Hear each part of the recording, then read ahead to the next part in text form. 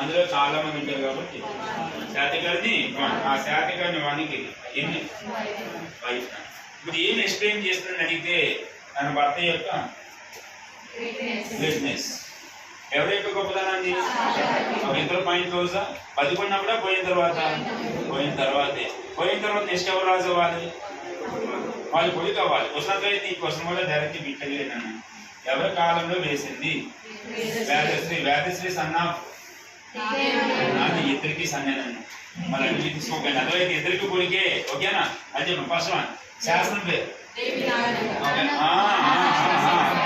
Okay, very good. నాన్నగారు శాస్త్రం వేసినామే పోతారు కానీ నాకు ఇంట్లో వస్తాయి. దేవి నాగానిక ఎవరి యొక్క భార్య? చెప్పండి. ఇన్స్క్రిప్షన్ ఎవరు గొప్పతనం చెప్తుంది? శాతకర్ణి ఎప్పుడు వేస్తుంది? కుమారుడు అనుకున్న కుమారుడు ఎవరు? ఈ క్వశ్చన్ ఆల్రెడీ గ్రూప్ అడిగారు.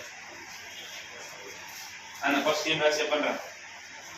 నాన్నగారు శాస్త్రం ఫస్ట్ పేరు రాయి. వేసినామే దేవి నాగనిక రాశారా? Bracket wife of. ఈమె శాతకర్ణి 1 యొక్క భార్య.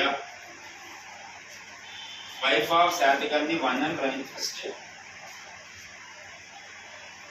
రాశారా? సెకండ్ పాయింట్ వెళ్ళండి. ఇది వివరించే అంశం. ఎక్స్ప్లెయిన్డ్.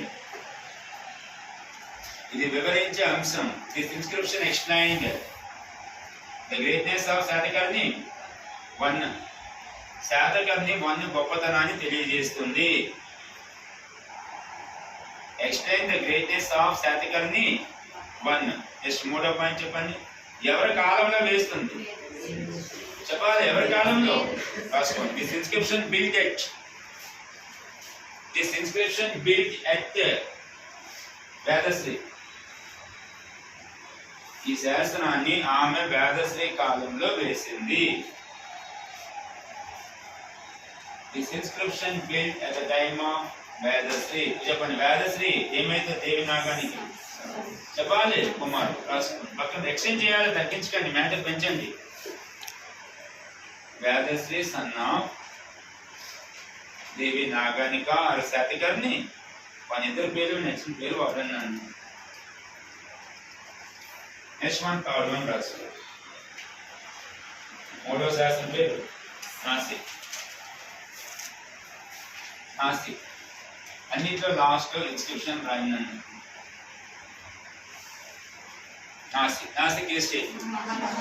ఫస్ట్ ఏం రాసుకోండి.